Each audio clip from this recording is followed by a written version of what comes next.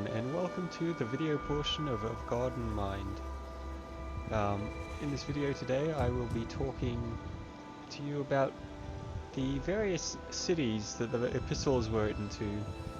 Those letters in the latter half of the New Testament of the Bible. Before I get into that though, I just want to give a bit of basic geography for people. So this area we're looking at now, first I should mention that this is Total War Attila. That is going to be our map for today. It's a very fun game too, but for today it's just going to function as our map. Anyway, this area we're looking at here is Israel.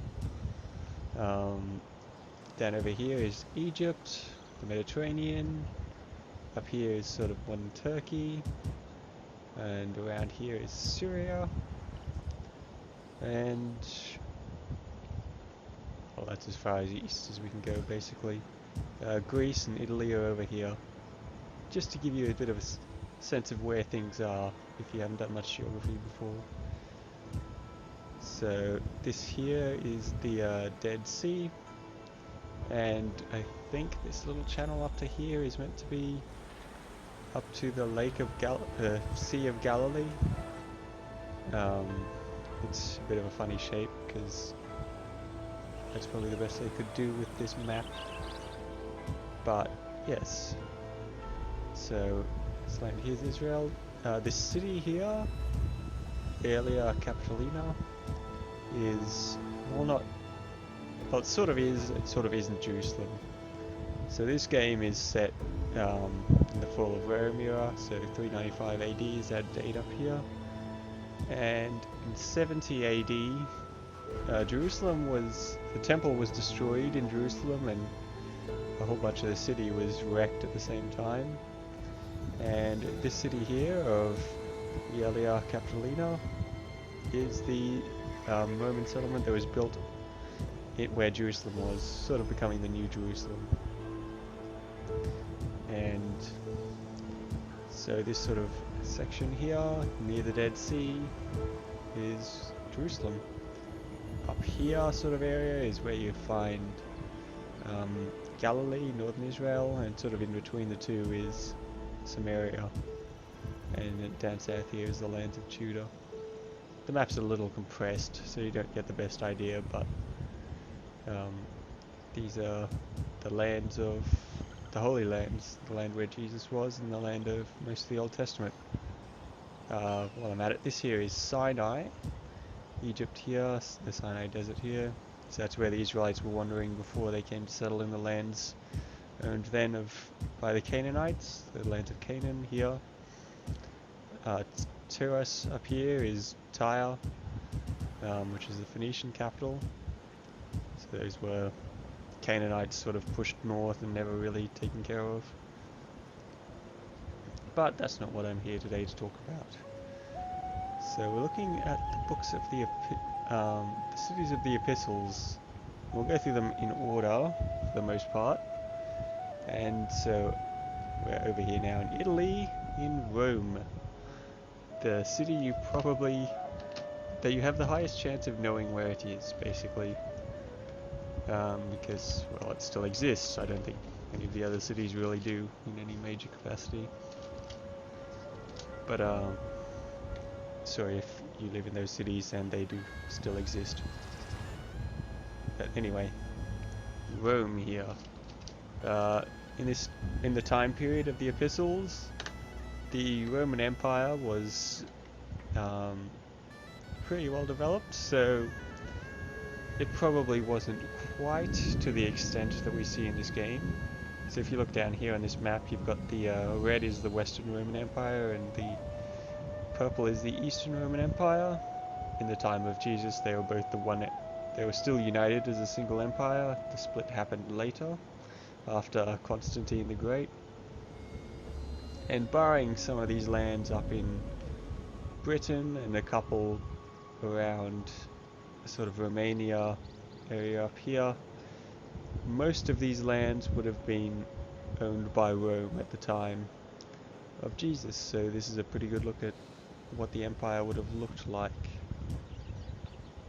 Now, the very heart of that empire was, of course, Rome, hence Roman Empire. It was, at the time, the world city. It had about 1 million people in it, far bigger than any other city at the time, close contenders being Carthage and Athens over here. But Rome had about 25 to 50% again on those cities' population. It's a bit hard to estimate these things, but suffice to say that Rome was the biggest city in the world and the center of one of the largest empires the world has ever known. And the Romans knew it.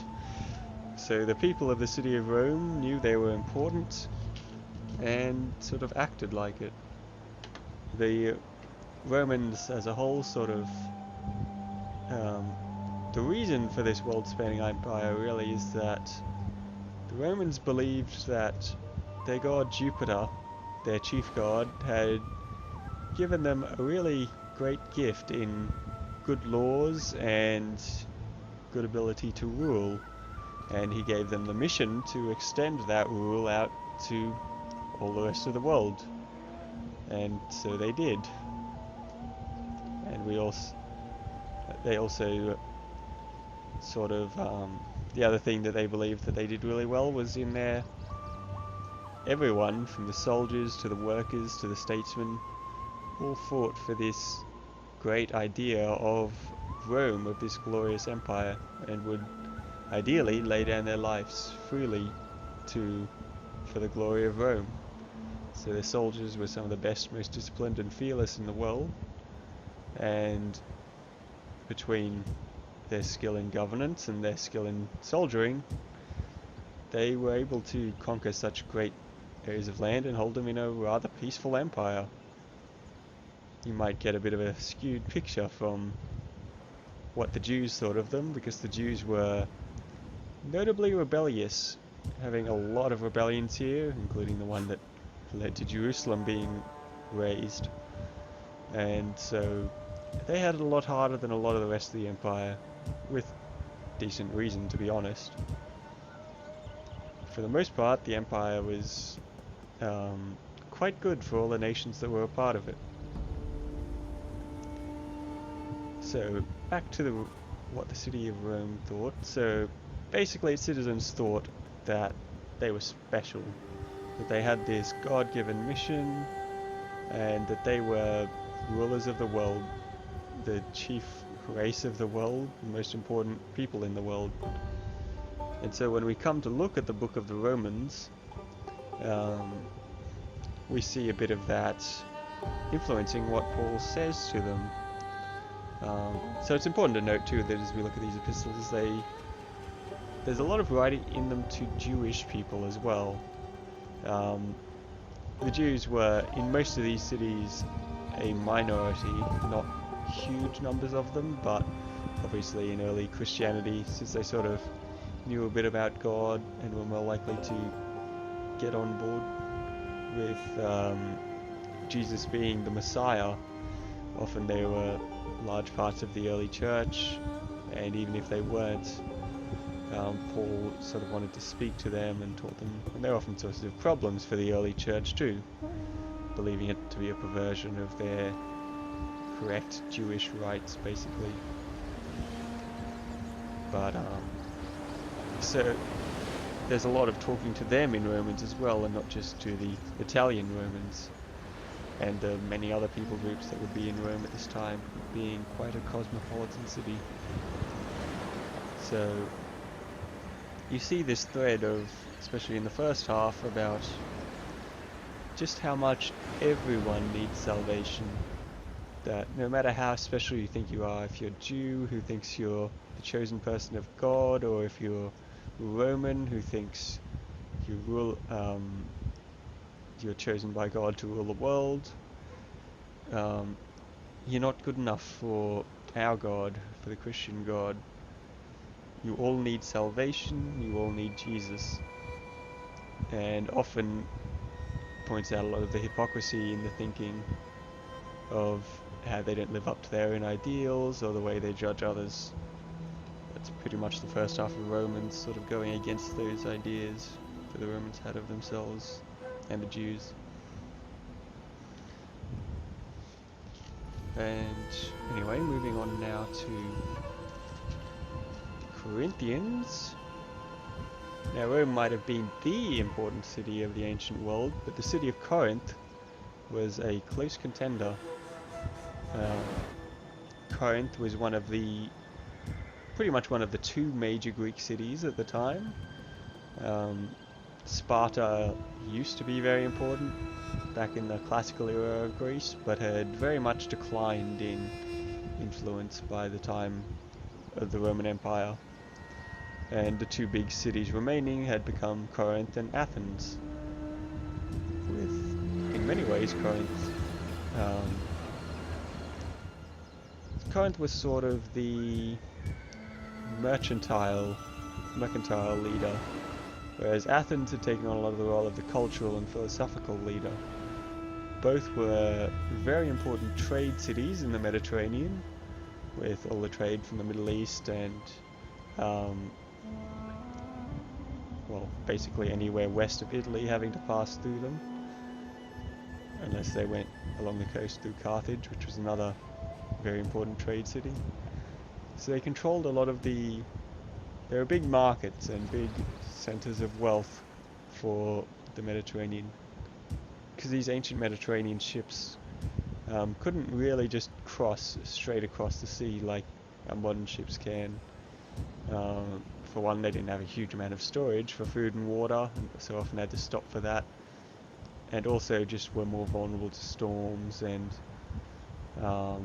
that sort of thing. So they'd sort of hug the coast, go from port city to port city, hence why when Paul was sort of traveling, he would end up on islands like Cyprus or over on Crete, because you'd sort of hop city to city right along these coasts. And a lot of these cities that we'll talk about here today are important port cities in the way. Corinth also had the advantage of being an important land city too. It controlled, it was the trade hub between sort of the northern Greece area here and southern Greece here, with Sparta and a couple of others. So it had a fair bit of land trade past it as well, and indeed that was its bigger influence back in the really early periods of Greece. And just a quick note while we're at it, when you see Achaia, or Achaia, as a lot of people pronounce it in the Bible, that's basically the southern regions of Greece here. So sort of from about there, I think, the southern half of Greece. I've forgotten what the northern half was called, but Achaia is the southern region, and generally the more important region of Greece at the time too.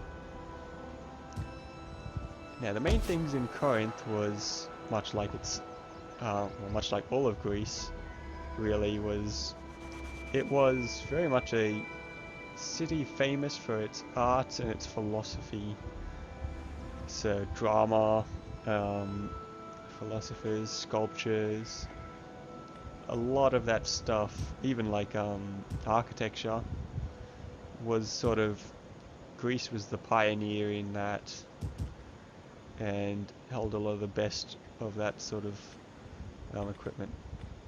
Rome had obviously started to get in a lot of that, especially in the architecture department, but Greece still set the standard for a lot of the world. So it was a very influential place, and a place that definitely thought of itself as very cultured and elite even, especially in a city like Corinth, where for the most part people were very rich and very well off compared to those around them. Though of course, like all cities, there's a fair bit of a split, and there would also be lots of very poor people in Corinth. The people of Corinth were probably mostly Greeks, but there was a fair amount of Romans as well, as Corinth was one of two cities that was completely razed by the Romans, the other being Carthage. and Jerusalem was never fully razed, I don't think, but it was pretty wrecked. But anyway, so the city of Corinth was sort of a new city built with a whole bunch of Roman settlers and colonists as well, so it was pretty mixed in that regard. But the Romans and Greeks had a lot of cultural overlap too, as you probably are aware. And so the Corinthians are very rich, very cultured and elite, at least they think so. And the other sort of thing is the Greeks were pretty civic-minded, especially in these bigger cities, especially Athens. And Rome was too in this regard, but being involved in the public decision-making in the government, in their the Senate and the councils, was a very important deal, as was life in the public festivals and all manner of other things.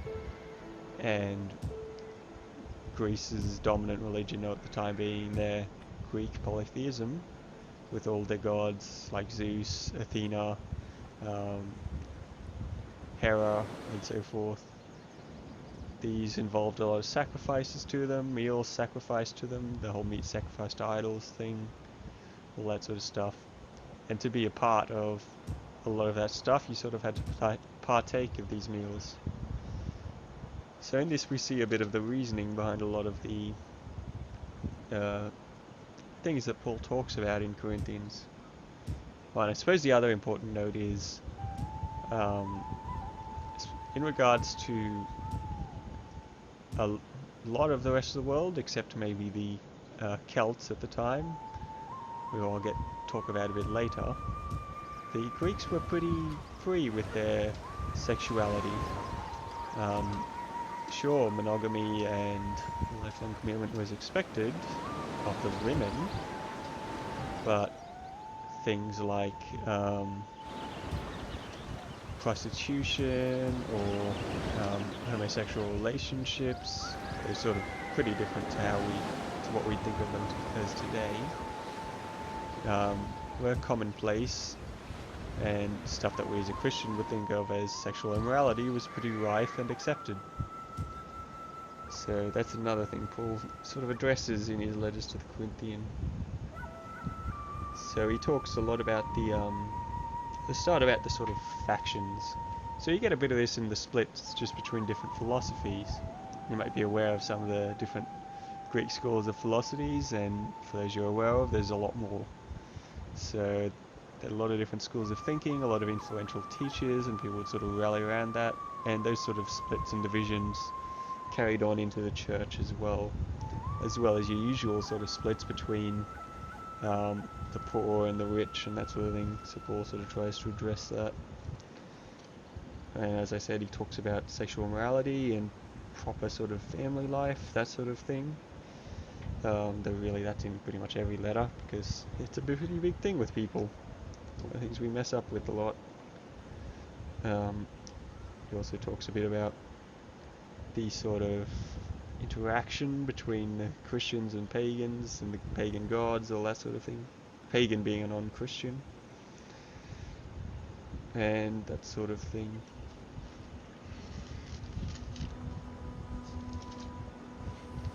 So 2 Corinthians.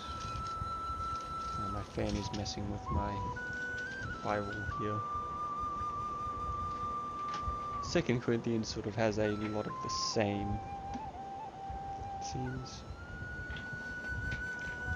So when Paul is talking to he also talks a bit about money to the Corinthians. Obviously it's important because, well, they were rich, and yet they weren't giving much to the offering that Paul was at various times going around and collecting for the relief of the poor people in Jerusalem. And when he does that, he contrasts that directly with the churches of Macedonia, which is this region up here, sort of in modern Greece. It's mostly, actually I think it's all in modern Greece. There's probably a bit up here in what's modern Macedonia. But ancient Macedonia is basically this sort of region here. Illyria was the coast there, and Thracia was sort of up in modern Macedonia, and Bulgaria was up there too, I think. I'm not really sure where Bulgaria is, but anyway. Now Macedonia was sort of a province looked down upon by the other Greeks, the southern Greeks down here. They were in much poorer lands up in the hills, with a couple of exceptions, with some nice plains good for horses and stuff like that. But generally they were poorer people, more mixing with the barbarian neighbours of the north, the Thracians and so forth, and the Celts that had made it here. Celts went pretty much everywhere, really, as we'll soon see. And they were just generally looked down upon as not quite barbarians to the other Greeks, but definitely close. But they did have Alexander the Great, who was king of Macedon, conquered Greece and most of the world out to the east here. So that earned them a bit of respect. But when Paul sort of contrasts the Corinthians and the Macedonians, when he's talking about the offering, it's a pretty big insult, because these are people looked down upon, and also these are a much poorer people. The city of Corinth was probably the richest church. I mean, Rome was pretty rich too, but Rome was also it had plenty of other people who weren't just rich people there in Rome, whereas Corinth was a bit more focused. So the Thessalonica here is, or Thessaloniki is the letter to the Thessalonians is written to there, and the Philippians is the book. Philippi is a city sort of in here. I'm not sure. It was a fairly important city, I think, in the ancient times, founded by Philip, I think, of Macedon. That was Alexander the Great's father. But yeah, I don't know too much about its state in biblical times. So when Paul is talking to these churches, he's sort of he tends to be pretty positive with them, really, especially their generosity and their humility, which he praises, especially given their sort of poor and humble circumstances. They also get a bit of the warnings against circumcision, stuff like that, which they may have been more susceptible to because they were sort of looked down upon, so they might have wanted to try and they might have seen these Jewish customs as a way of being a bit more accepted, a bit more civilized. Though it's hard to tell, and the Macedonians certainly didn't think of themselves as too uncivilized. But yeah, they're probably some of the churches Paul is most positive about, really. They get the usual don't do immoral things that everyone does, because hey, no matter what culture or city you're from, we all have pretty similar weaknesses, really.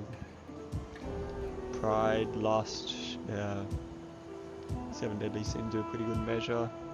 All humans everywhere in the world will suffer from them pretty well. Anyway, we'll move on now to Galatians. Now, the city of Galatia there's a sort of region here, I think it's around Ankara here.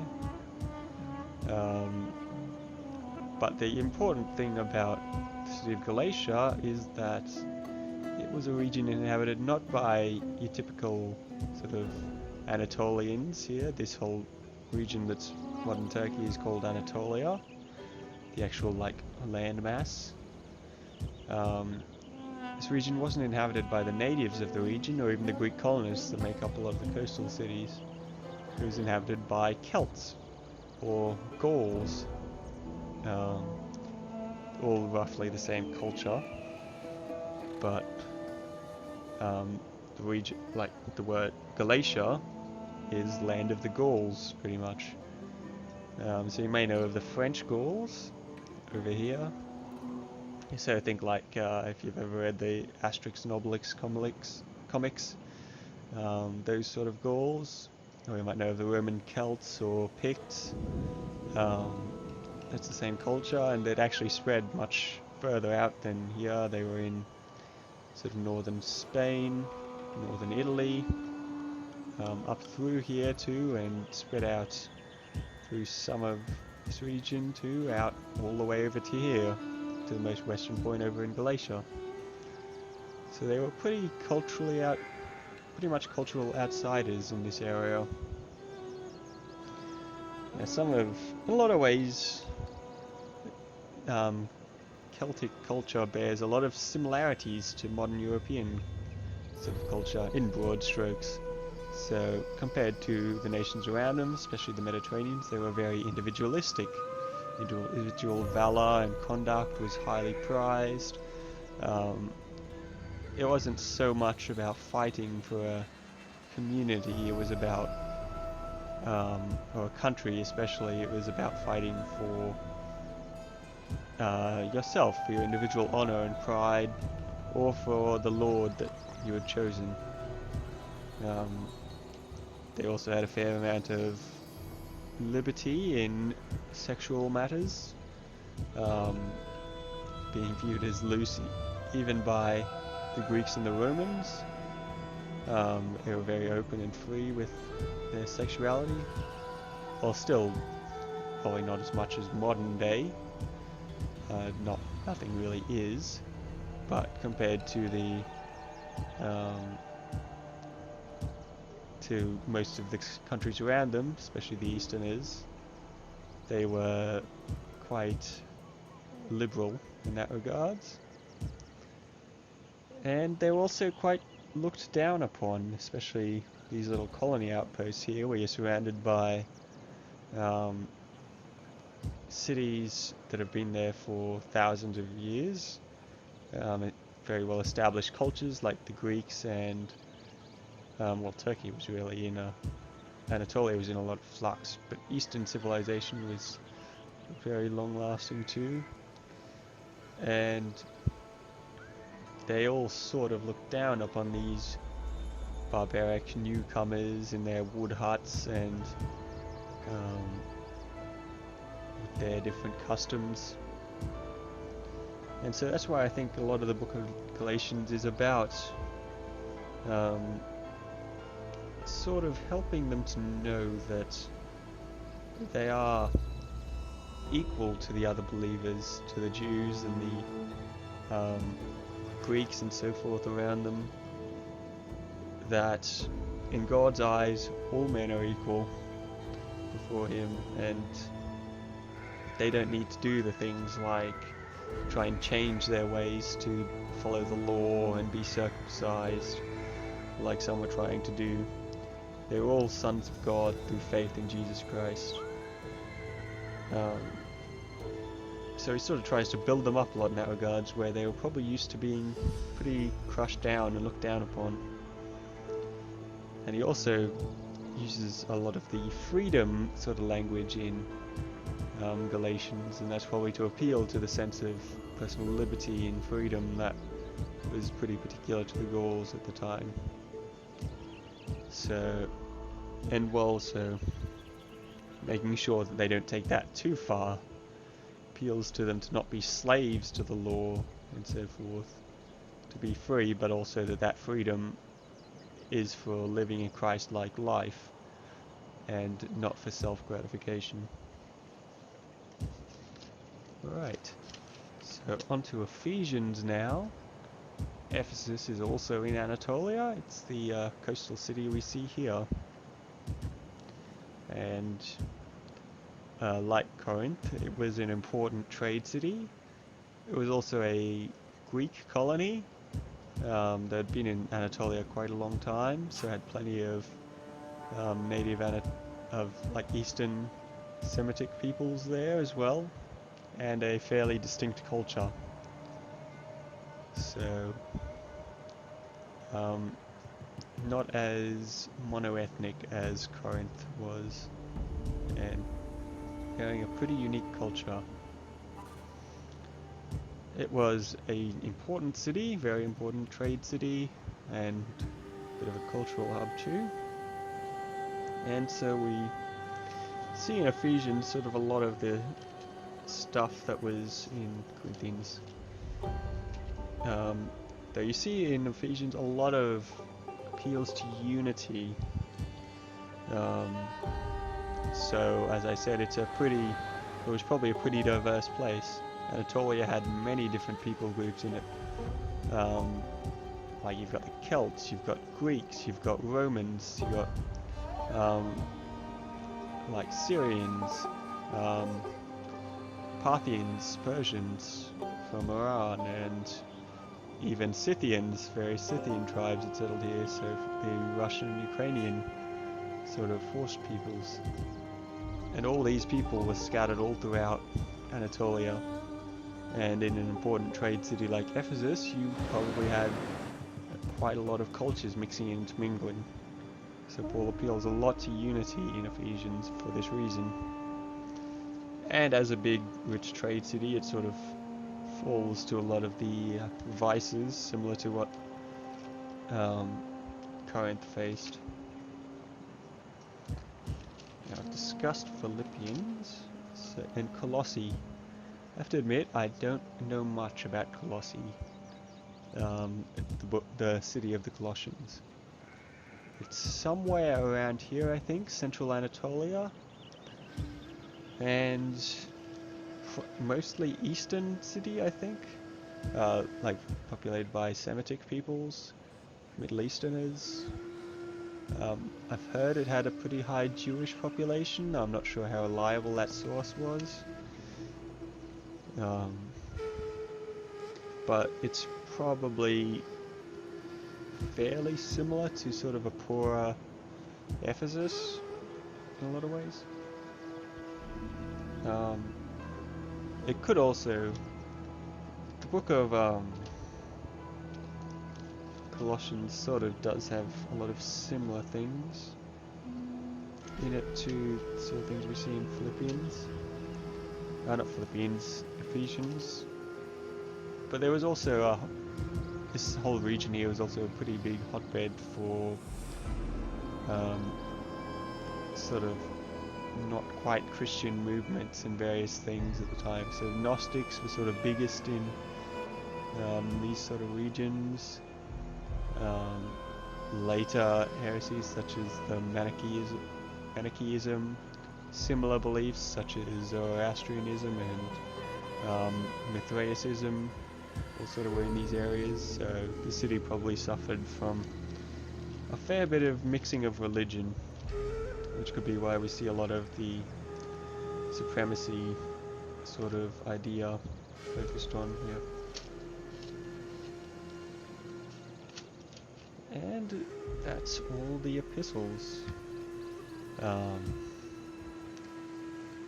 So I'll just quickly point out a few other points of interest.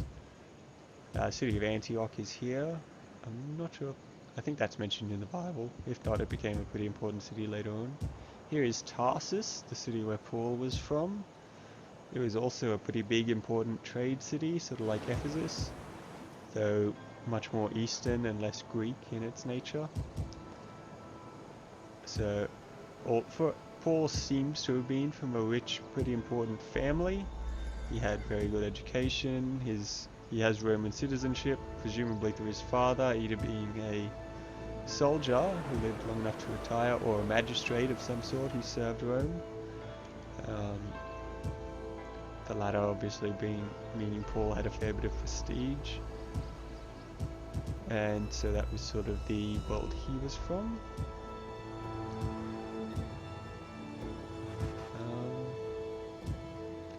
I pointed out Sinai earlier.